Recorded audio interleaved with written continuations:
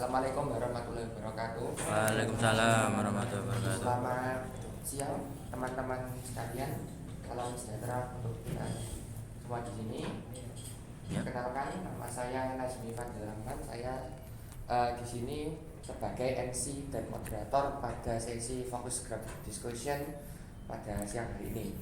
Untuk seperti yang teman-teman ketahui, jadi di Focus Group Discussion kali ini kita akan membahas mengenai tentang global cultural value chain yang terdapat pada game League of Legends Wild Rift.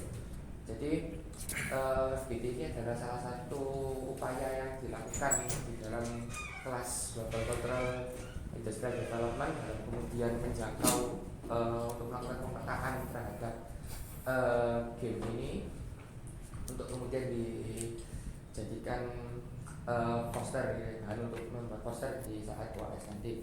Nah, dalam FGD ini kami dari kelompok 9 ID memilih game League of Legends Wild Rift dengan kemudian mengadu bersama dengan kelompok narasumber yaitu dari komunitas Wild Rift Sidoarjo ya.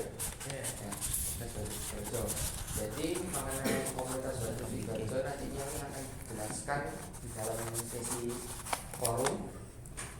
Nah, seperti yang kita ketahui bersama, jadi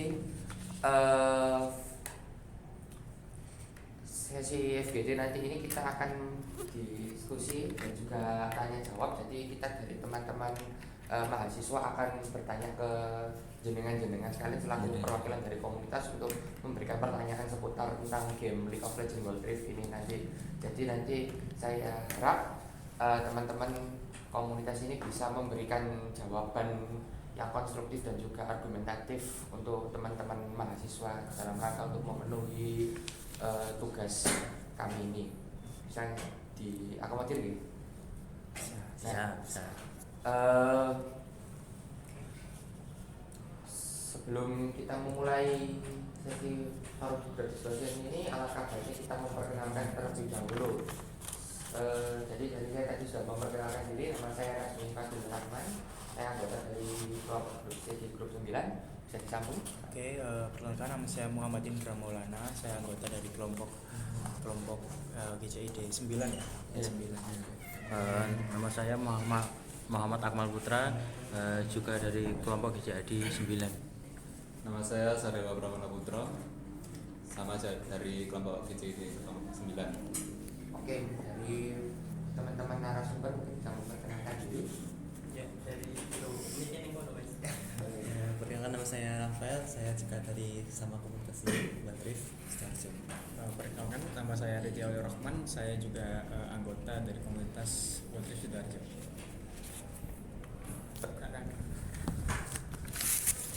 Saya Gusti Agasta, biasanya dipanggil Gusti, dari komunitas Wild Rift Sidoarjo sebagai wakil ketua dari komunitas.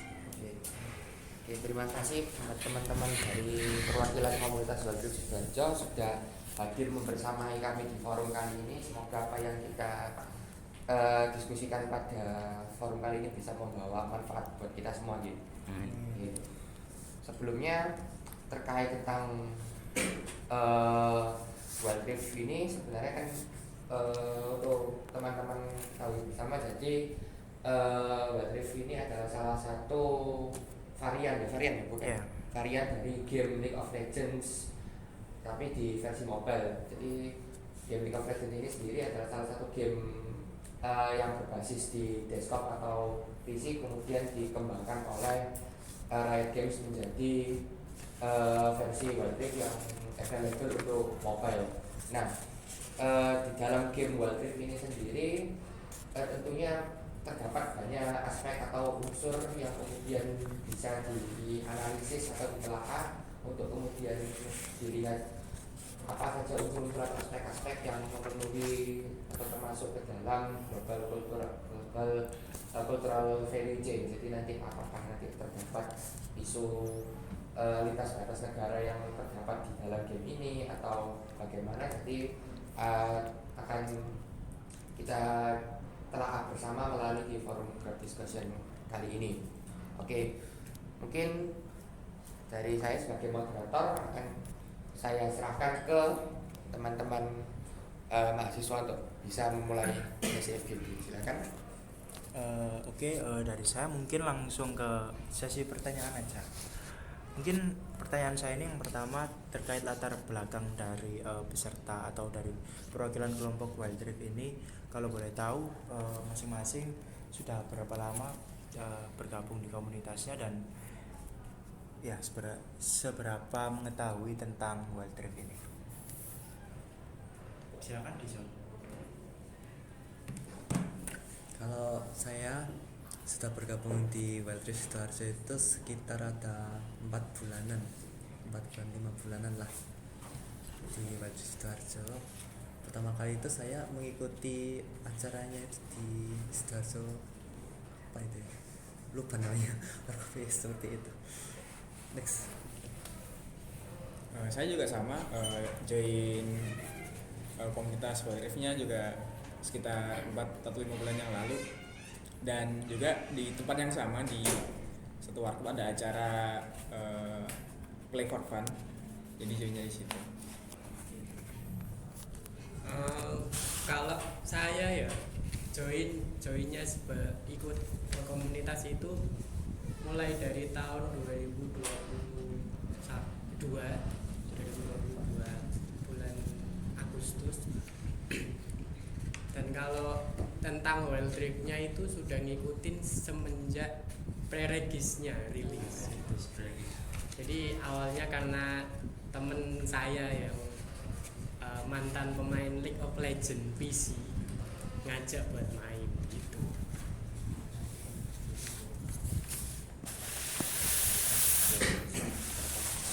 Kalau dari sepenampilan saya, Mas Yani mungkin bisa menjawab seberapa jauh mengetahui tentang Wild Rift.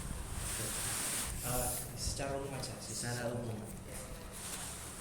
Kalau Wild Rift itu turunan game dari League of Legends PC yang itu juga pertama itu dirilis dari Riot itu aplikasi kayak buat apa ya, Steam itu namanya, developer.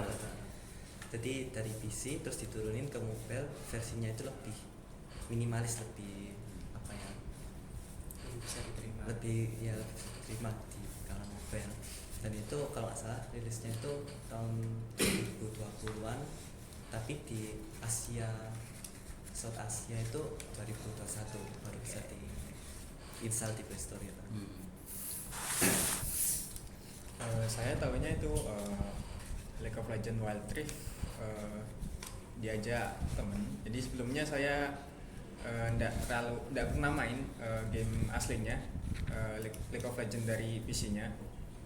Jadi diajakin dari temen, dan sampai sekarang pun mainnya cuman casual, jadi mungkin nggak terlalu tahu banyak. Mungkin itu aja dari sini.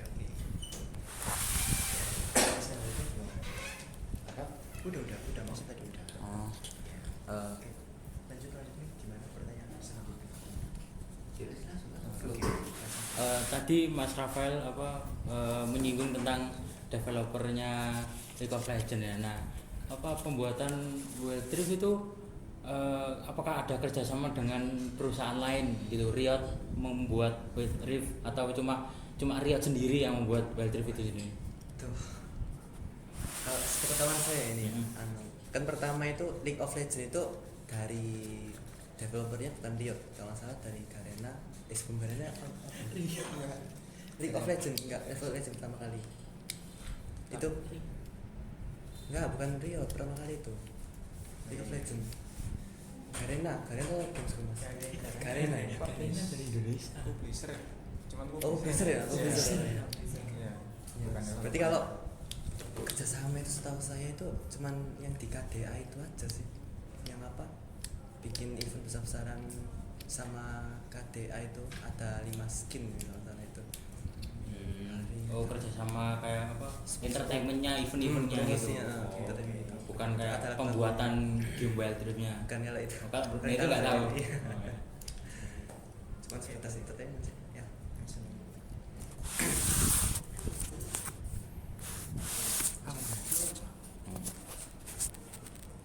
Eh, menurut kalian nih pembuatan Wild Rift itu kira-kira kenapa ya? Maksudnya kayak kenapa Riot ingin memunculkan Wild Rift gitu? Kan udah tahu kan kalau League of Legends itu popularitasnya udah tinggi kan, udah lama juga. Nah, itu kenapa kok Riot pengen membuat Wild Rift gitu? Dari Oke. Dari secara gambaran ya, kenapa Riot memunculkan League of Legends Wild Rift? Karena sebenarnya Riot itu mau memperkenalkan pasarnya tentang League of Legends itu ke Asia, dan popularitasnya di Asia itu yang paling tinggi masih di Korea Selatan. Di sana memang habitnya kan main di warnet gitu ya. Sementara di bagian Asia Tenggara kan tidak begitu, lebih ke banyak yang pakai smartphone, pakai mobile. Jadi sebagian besar kegiatannya ada di mobile, termasuk main game. Riot ingin mencoba improvisasi League of Legends itu ditaruh di mobile gitu. Walaupun sayangnya League of Legends ini yang rilis di Indonesia itu menurutku pribadi itu sudah sangat terlambat, karena sudah hadir duluan Mobile Legends yang dari awal ya semua orang sudah mulai mengenal dan tahu gitu. Terus awal-awal rilis pun League of Legends Wild Rift ini sedikit tidak kompatibel dengan handphone atau smartphone yang speknya menengah ke bawah. Beda dengan Mobile Legends yang dari awal tuh memang kata orang-orang burik gitu. Jadi masih saat itu RAM 2 GB, RAM 3 GB masih bisa main. Nah, sementara League of Legends muncul itu speknya harus menengah ke atas. Walaupun secara grafis saya akui ketika rilis memang jauh lebih bagus daripada Mobile Legends. Gitu. Jadi intinya mau mencoba pasar aja. Mas Adi. Kalau dari saya mungkin opini saya ya, mungkin karena Riot lihat pasar mobile di Southeast Asia itu besar ya, karena Mobile Legends itu populer banget di Southeast Asia. Jadi Riot mungkin mau nyoba memobilekan gamenya LOL yang udah populer banget di barat kan. Jadi mungkin coba di situ, cuman sayangnya ya itu sih kurang. Kalau mungkin alasannya dia nggak terlalu populer, mungkin ya itu sama kayak di Kurang bilang ramah Mas. Iya, device. kurang ramah device itu sih menurut saya. Mungkin Mas Rafael ada tambahan atau enggak? Ya sedikit saja dari saya. Kalau menurut saya itu game yang ada di mobile itu rata-rata merupakan turunan dari game komputer. Contohnya kayak PUBG jadiin PUBG Mobile di restoran. Terus Wild Rift yang awalnya dari League of Legends. Jadi game yang awalnya dari PC itu nanti akan diadopsi ke mobile gitu, buat agar bisa dimainin orang banyak gitu. Lanjut ya. Lanjut. Kamu lagi nggak apa-apa?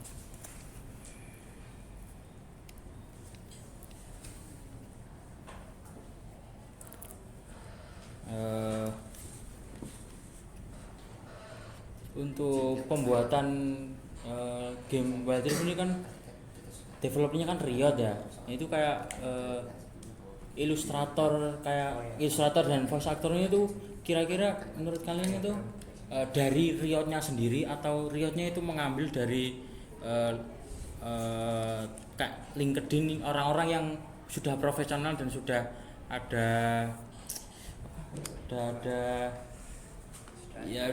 jejak digitalnya kalau mereka itu kompeten dalam bidang kayak voice actor dan ilustrator gitu. Itu mereka ambil dari luar atau dari Riotnya sendiri gitu, ada timnya sendiri gitu.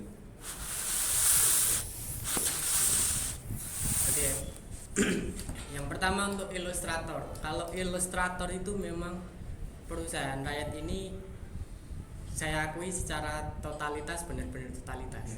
Kenapa? Karena Riot itu mengeluarkan desain karakter tidak untuk gamenya aja ya, jadi sampai ada namanya virtual apa dancer kayak KDA, kayak yang kemarin baru yang Heartstyle gitu. Jadi memang menurutku ilustrator yang diambil ini untuk sebagai tim, bukan orang-orang yang ecek-ecek gitu.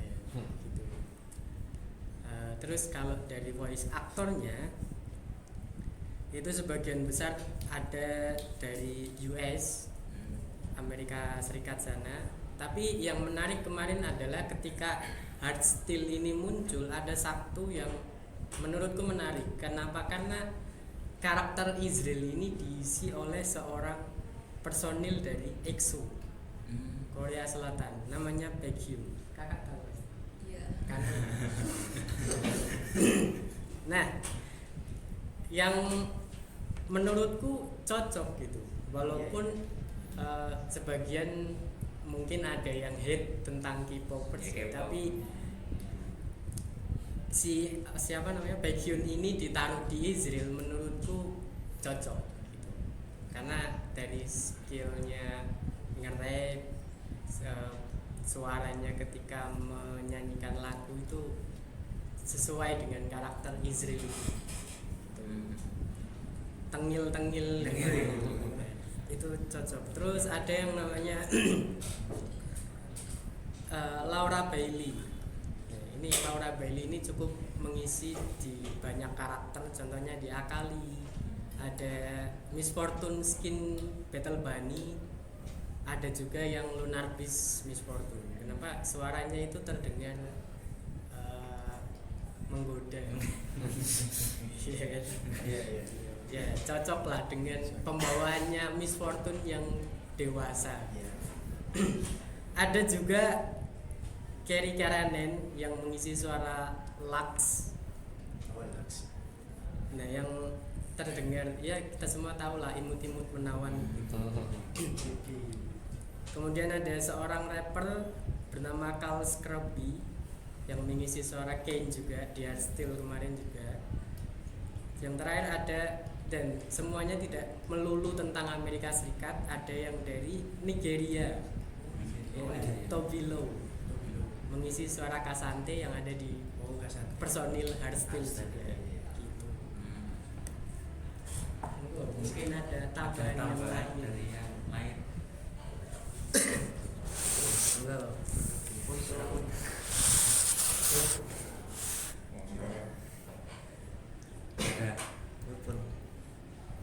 Kalau dari saya mungkin kan pertanyaan tadi ilustrator sama voice aktornya dari dalam timnya atau dari luar kan ya Mas ya? Maksudnya orangnya itu dari Riotnya atau Riot itu mengambil resource dari luar gitu. Kalau pertama ya untuk ilustrator mungkin ada timnya sendiri ya Mas ya. Soalnya kan ya udah dibilang Mas tadi ilustratornya itu top banget gitu, totalitas. Jadi soalnya kan udah ada juga kan film TV Arcane ya. Oh, iya. Nah itu kan menurut saya animasi film terbagus sih. Ya. Jadi mungkin untuk ilustratornya sih ada timnya sendiri gitu ya. Terus mungkin untuk voice actor sepertinya sih ya ambilnya dari luar sih ya. Karena voice actor kan, jadi kalau kayak nggak mungkin gitu harus ada audisinya dulu gitu. Iya harus ada audisinya kan, nggak mungkin jadi ada suatu tim gitu. Beda sih. Jadi memang voice actornya ini memang kriterianya nggak sembarangan ya kalau dari Riot. Memang aku main sendiri gamenya Wild Rift itu karakternya kan backgroundnya beda-beda. Terus ada yang representasi dari Asia, ada yang representasi dari ras kulit hitam. Itu memang nggak gampang buat, misal kalau katakanlah orang dalam Riot, nggak gampang buat niru dialek latar belakang orang, katakanlah orang ras kulit hitam. Jadi ya emang sih menurutku Riot ini ya totalitas gitu loh dalam. Oke, mungkin pertanyaan selanjutnya. Kan tadi Mas Indra udah bilang kayak voice actornya cocok dengan karakternya, kayak ada dialek dan aksen-aksennya gitu kan. Nah, di Wild Rift ini ada nggak sih kayak karakter yang terinspirasi dari suatu negara, suatu ras atau suatu suku gitu?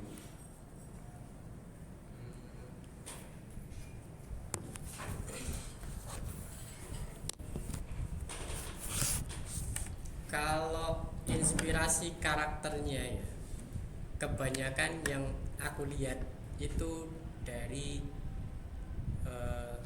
sejarah atau buku-buku fantasi gitu. Contohnya ada di Garen itu digambarkan sebagai sosok pria yang kekar, gagah gitu kan. Yes, prajurit banget, prajurit kerajaan banget. Nah itu ya kita bisa nemuin karakter seperti itu kan dari beberapa banyak cerita tentang kerajaan fiksi dan sebagainya begitu. Kemudian ada Jinx, ya Jinx yang perawakannya tuh kayak cewek tomboy, uraan, nakal, petakilan gitu kan. Nah itu sebenarnya kita juga kalau menemukan sosok yang seperti itu di dunia nyata pun ada kan begitu. Nah kemudian kalau dari latarnya, dari kita tahu Runeterra itu ada beberapa tempat, inspirasinya mungkin ada di salah satunya ya di kota Zaun ya. Kota Zaun ini kalau kita representasikan di dunia nyata itu isinya tentang kota kumuh yang banyak kriminal di sana. Hukum nggak berlaku, ya kan?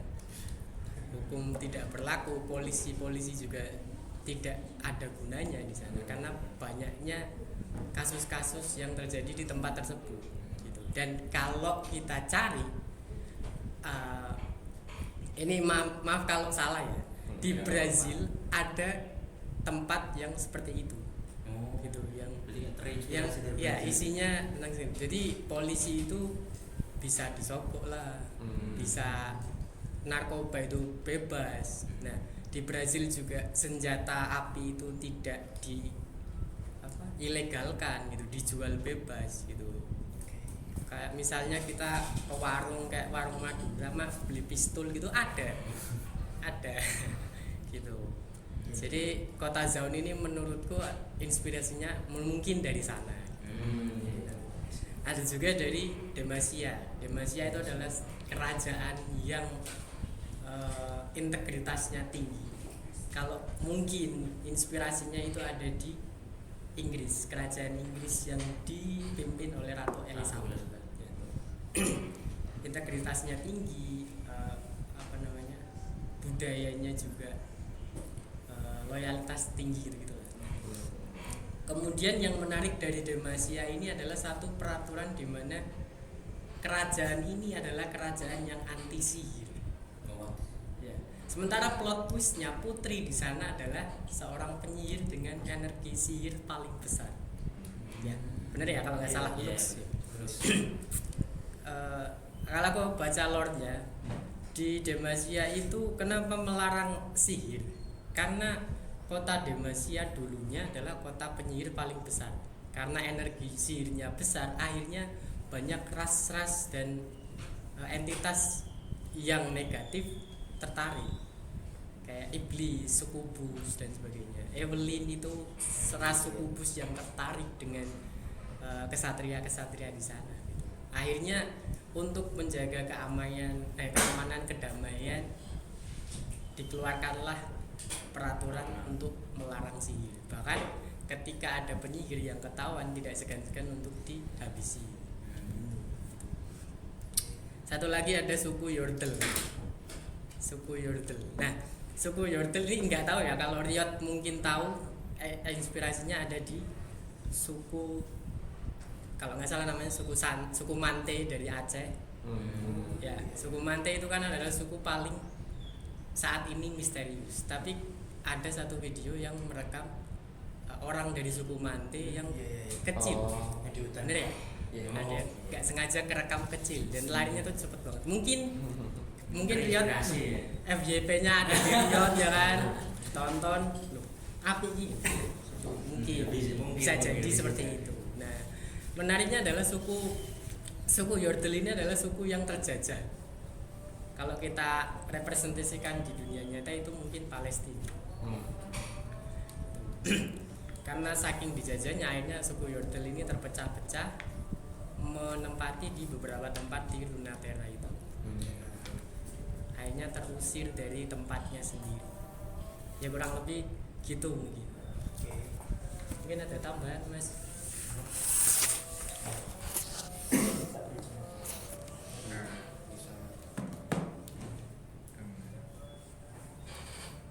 Ya dari saya, kalau saya sendiri pemain mid Yasuo, yang saya tahu cuman hero saya sendiri ya. Iya. Kalau anggapan saya ini Yasuo itu kan bawa pedang panjang besar itu. Yasuo. Nah itu kayaknya merepresentasikan tentang samurai. Dan samurai di Jepang itu namanya itu Ronin. Ronin itu samurai tanpa tuan. Nah di voice line-nya siapa? Yasuo itu kayak ada sempat ngatain kayak gini, I will follow my path gitu. Jadi jalannya sendiri gitu. Tanpa master gitu. Tanpa master. Terus, nah yang artinya si siapa? Yasuo, Yone, Yon ya. Itu kayaknya terinspirasi juga dari samurai Jepang kedua itu namanya apa ya? Apa? Bukan. Apa aku? Oni sama apa ya satunya?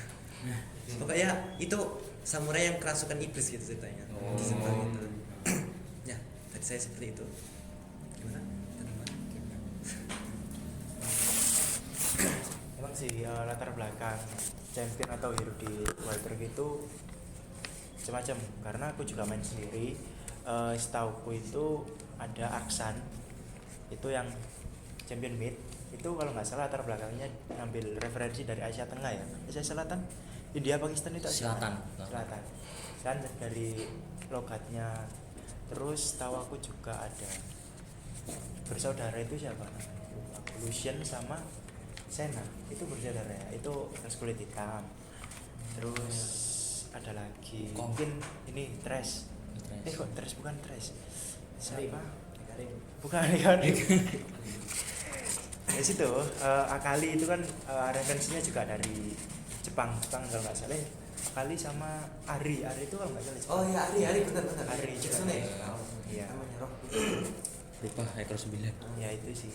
Sama ada referensi yang ambil dari Shinobi itu aku lupa namanya. Z. Shinobi dari Jepang itu sih emang latar belakang championnya memang mostly ngambil bukan dari fairy tale aja dan apa rata-rata ngambil dari dunia nyata gitu.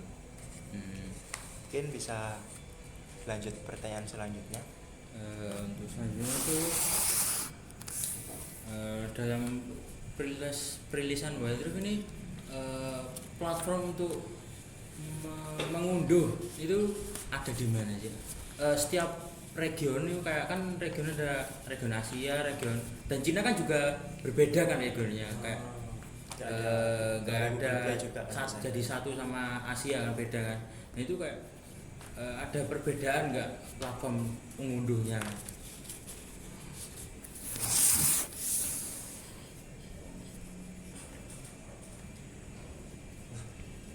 Terus kalau mas. Masnya belum pernah lihat.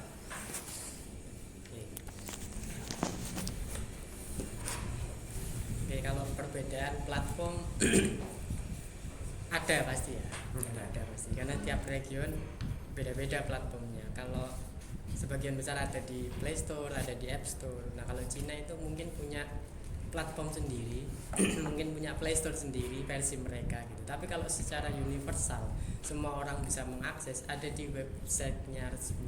Oh, website lebih bisa. Ada. Jadi tidak melulu tentang harus di platform apa, tapi memang Riot menyediakan websitenya untuk bisa mengunduh secara universal, jadi semua orang bisa akses dimanapun kapan gitu.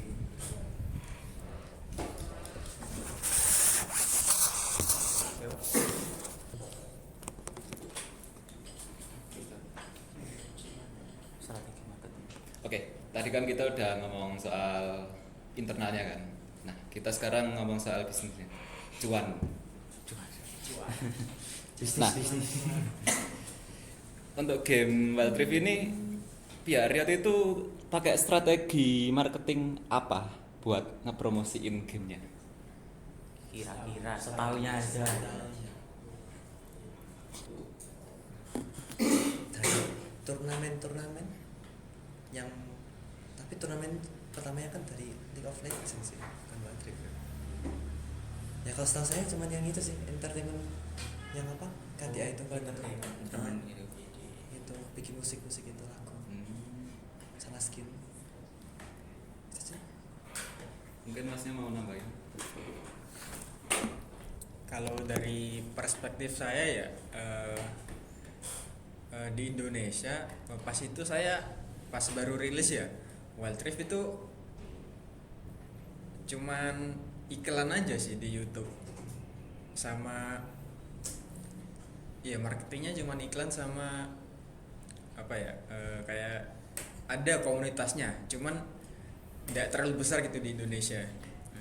Jadi saya mainnya juga itu pas diajak temen juga, jadi menurut saya masih kurang sih untuk marketingnya Wild Rift di Indonesia ini. Gue tambahin ya. Marketing dari Riot tentang Wild Rift di pasar Asia itu sebenarnya ibaratnya gini, kalau katakanlah Riot itu adalah sebuah perusahaan fashion yang menjual baju, pakaian dan sebagainya. Wild Rift ini adalah salah satu produk bajunya. Ya. Kemudian ada produk lain namanya apa sing kayak Magic Chess itu. Legend of Runeterra itu. Bukan. TFT.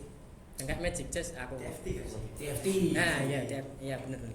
Ada TFT, ada LOR, ya benar ya. Terus ada League of Legends PC. Oh iya. Gitu. Oke, ibaratkan Riot ini adalah sebuah perusahaan baju dan itu semua produknya. Nah, strategi marketingnya menurutku adalah Riot itu memasarkan sesuatu yang saat ini sedang tren. Contoh, satu lagi Valorant ya. Mereka semua nyoba itu tidak cuma di Asia, tapi seluruh dunia. League of Legends PC itu berhasil di daerah Korea Selatan dan sekitarnya gitu. Akhirnya yang dipush di Korea League of Legends PC-nya benar-benar di jur-juran dananya. Kemudian sebenarnya pasarnya Indonesia itu lebih banyak di produk Valorant. Kalau dari Riot ya. Sementara League of Legends Wild Rift sempet ada kabar itu dianaktirikan. Jadi ya update aja gitu. Kontennya itu kan kebanyakan cuma dari PC dikompres ke mobile. Ya kan? Beberapa season mulai dari redupnya itu season 7 ke atas itu mulai redup karena dananya itu dialihkan ke Valorant. Jadi kalau kita mikir secara bisnis pasti aku juga gitu, aku bakal jual sesuatu yang saat itu sedang rame, sedang trending. Semisal Valorant ini turun gitu, aku juga bakal cari opsi lain, apa sih yang masyarakat di sana suka gitu. Terus League of Legends Wild Rift ini kalah saing karena persaingannya itu sudah pasti. Kalau di Indonesia itu Mobile Legends ya. Terus sekarang muncul yang baru AOK ya, Honor of King gitu. Nah, Honor of King kalau secara marketing itu dulunya adalah Arena of Valor. betul ya. Nah, kenapa Arena of Valor sekarang dimatikan? Karena ada alasan dari developer Tencent ini. Dulu ada sebuah permintaan besar, orang-orang yang di luar China itu pengen main game ini, tapi dari Tencent ini tidak mengeluarkan aksesnya ke Universal. Akhirnya dibuatkanlah Arena of Valor gitu, dicoba di pasar-pasar di dunia. Tapi timbal baliknya apa? Arena of Valor ini merasa kok beda dari Honor of King yang dilihat oleh orang-orang di luar sana gitu. Akhirnya Arena of Valor lama-lama turun sepi dan dihilangkan. Nah, melihat potensi itu, pinternya developer Honor of King adalah ya udahlah kita kasih aja, dibukalah Universal, orang-orang akhirnya download. Sebelum dibuka Universal, mereka itu pakai cara curang untuk download, VPN gitu. Mereka meretas dan sebagainya karena nggak mau rugi juga, ya wis dikasih aja. Dan akhirnya cukup berhasil, walaupun beberapa season aja. Kalau sekarang mulai turun lagi. Kenapa? Karena balik lagi orang-orang sudah menganggap Mobile Legends adalah rumah bagi mereka, gitu. Kurang lebih begitu. Kalau di TFT sendiri saingannya itu baru Magic Chess. Gitu. Dulu ada namanya Chess Rush. Akhirnya ditutup kan karena kalah saing dan sebagainya. Terus spek yang harus dimainkan itu cukup tinggi. Gitu. TFT ini masih bisa bertahan. Kalau League of Legends Wild Rift ini tidak ada pembenahan atau tidak ada strategi yang baru, mungkin 2 atau 3 tahun lagi bisa bernasib sama kayak Arena of Valor begitu. Kurang lebih sih cara cuannya mereka begitu.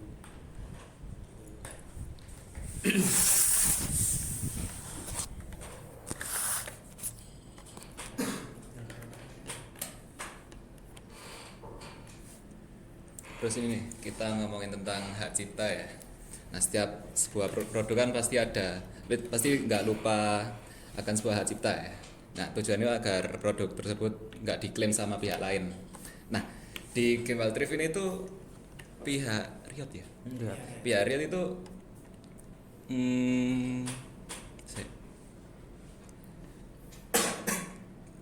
ngasih hak cipta itu di aspek apa aja di Game Wild Rift ini?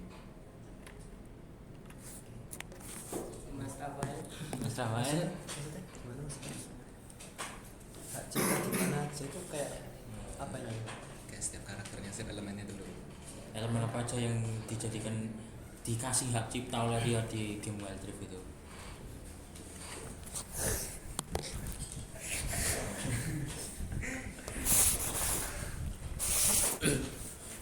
Oke, tentang hak cipta, semua yang terjual ya tidak cuma game dan sebagainya pasti punya namanya hak cipta, benar. Yang pasti itu adalah lisensi. Riot pasti punya lisensi di setiap produknya, apapun itu. Nah, dari gamenya, entah dari virtual dancernya dan sebagainya, itu pasti punya hak cipta.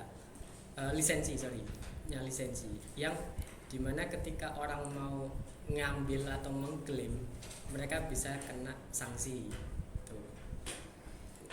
Terus kalau dalam bentuk hak ciptanya apa aja, kurang lebih sebenarnya ada beberapa watermark yang ditaruh di setiap lisensinya untuk mengurangi adanya pencurian gambar misalnya, atau pencurian desain yang mungkin mau diplagiat gitu kan. Dulu kan ada kasus di mana ada momen di mana Mobile Legends memplagiat salah satu karakter kalau nggak salah.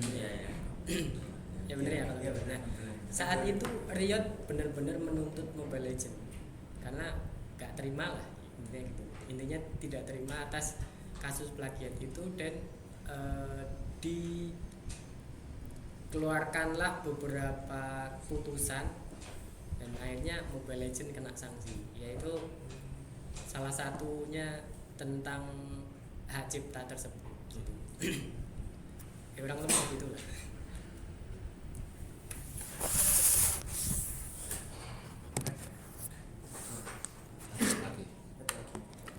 Oke, ini pertanyaan terakhir ya tentang aspek keamanannya game Wild Rift ini. Nah, strateginya Riot dalam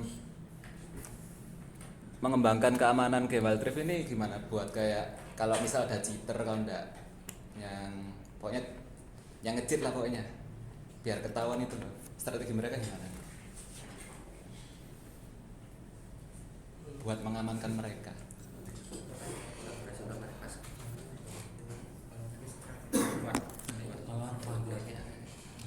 Vanguard ya.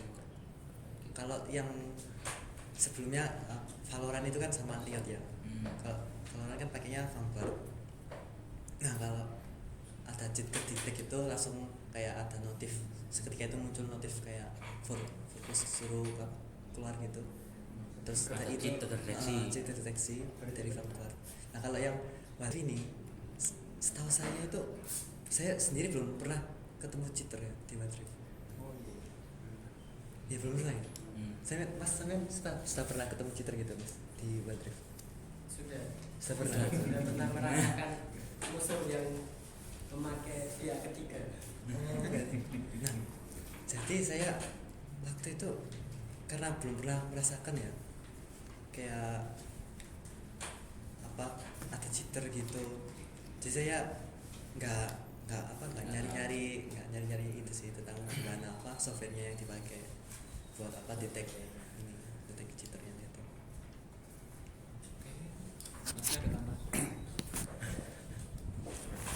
Kalau pengalaman saya ya main Wild Rift sama Valorant kan dua-duanya dibuat rakyat. Nah, cheat engine mereka itu anti cheat engine mereka itu bagus sih, top notch. Soalnya di 2 game itu saya belum pernah sekalipun ketemu cheater. Udah main lumayan lama ya Valorant sama Wild Rift, udah beratus ratus match. Jadi kalau menurut saya sih bagus sih. Dan di PC kan ada Vanguard, di mobile kan sepertinya Wild Rift itu dibuat oleh Riot sendiri ya, developernya. Jadi mungkin kurang lebih sama arsitekturnya, anti cheatnya. Ya aku nambahin aja ya. Wild Rift tentang keamanan gamenya itu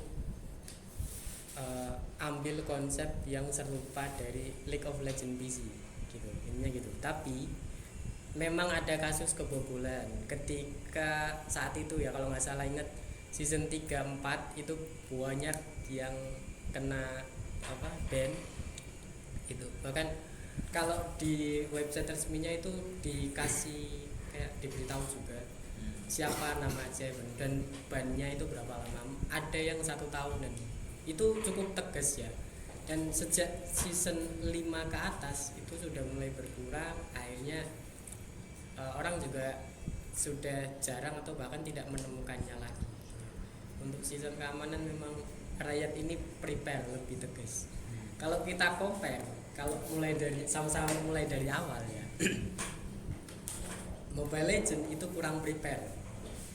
Season 1, 2, 3, dan 4 sampai beberapa season itu masih banyak yang pakai drone map, pakai map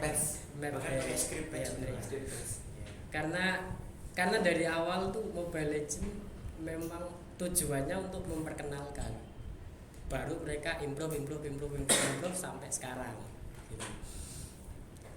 Nah, sementara League of Legends Wild Rift pertama rilis itu udah prepare dari segalanya, nggak cuma memperkenalkan produknya aja, tapi memang fitur keamanannya sudah dipersiapkan dengan matang-matang. Terus kemudian ada yang namanya report account dari user yang menemukan gitu. Nah, menariknya saat itu ketika ada laporan atau berhasil nge-record si hackernya ini atau si cheaternya ini, ada hadiahnya kalau ngikutin.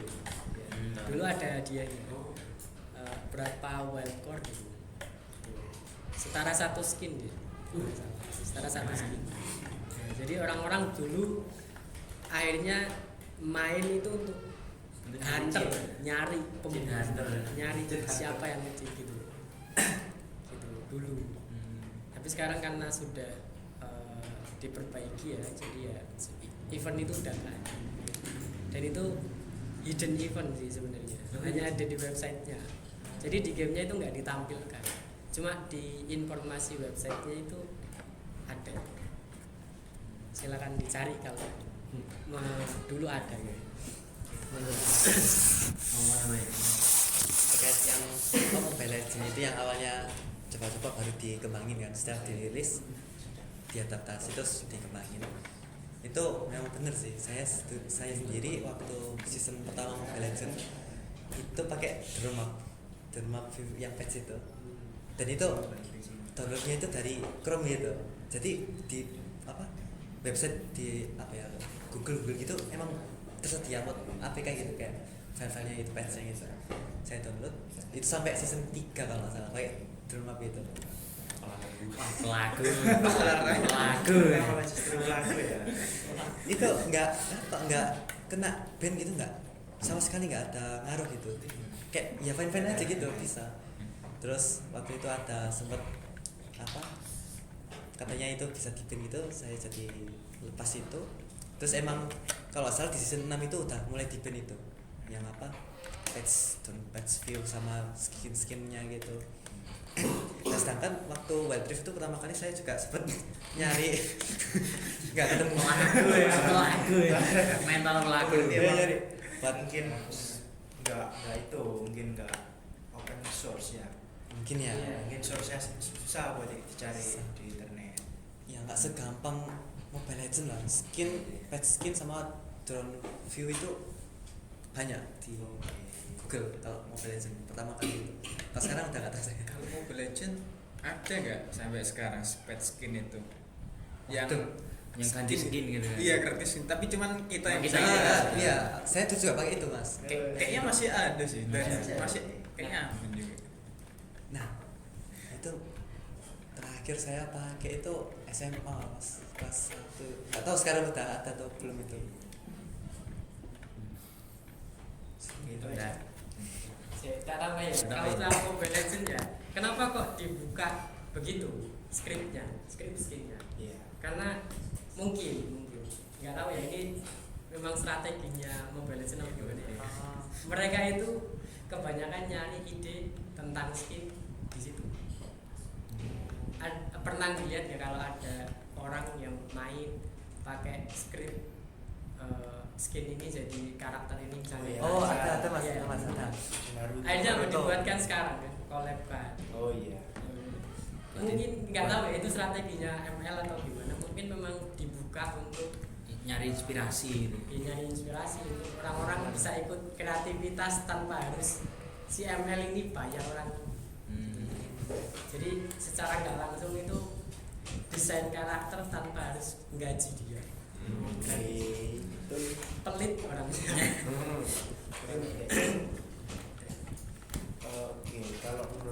Kurang lebih tadi jawabannya kayak gitu. Menurutku juga selama main Wild Rift dari awal rilis S2 itu ada S1 nggak? Ada ya, langsung S2 ya? Langsung S2 ada S2. Season 1. Oh ya, pokoknya Oktober 2020 itu semenjak aku main dari itu sampai sekarang juga nggak pernah nemu cheater berarti ya sistem keamanannya bagus gitu sih. Mungkin kita kembaliin lagi ke moderator, bisa disimpulkan. Oke,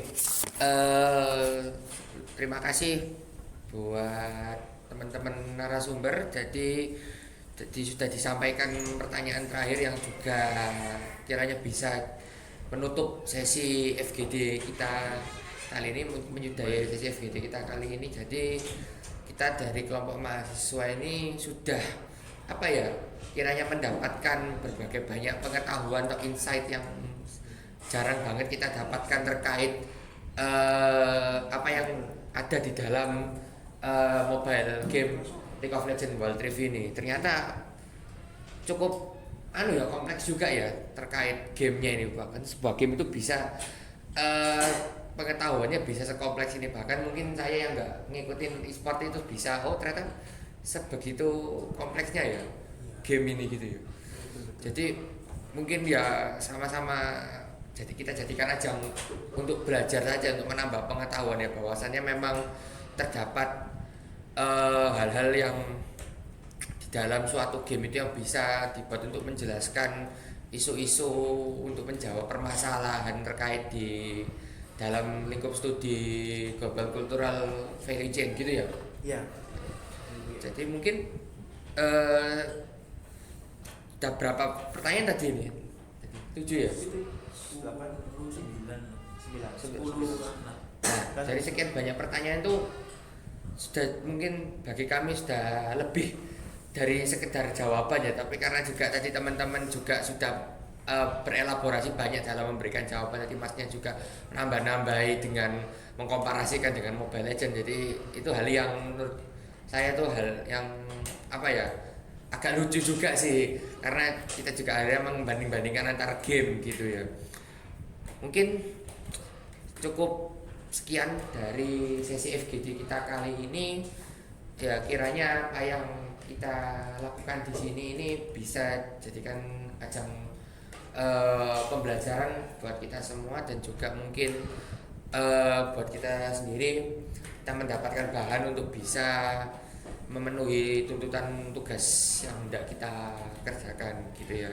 Terima kasih buat teman-teman komunitas Wild Rift Sidoarjo yang sudah meluangkan waktunya, sekali lagi sudah meluangkan waktunya dan tenaganya, bahkan pikirannya buat datang ke sini untuk berapa sesi yang berapa menit ini? Sudah berapa menit tadi? 1 jam dari Sidoarjo. Mana ini tempatnya? Candi. Nah, dari Candi ke wilayah Gunung Anyar ini kan juga butuh struggle ya, Bu. Panas-panasan, macet-macetan. Kita membahas tentang game saja nih. Kami di sini mengapresiasi dan juga berterima kasih, dan juga kepada teman-teman mahasiswa ya, terima kasih atas kerjasamanya kita ya. Harapannya sampai di nanti selesai kita bisa memberikan hasil yang terbaik gitu ya. Oke, demikian cukup sekian dari saya selaku moderator. Saya tutup FGD kita kali ini. Sekian, wassalamualaikum warahmatullahi wabarakatuh.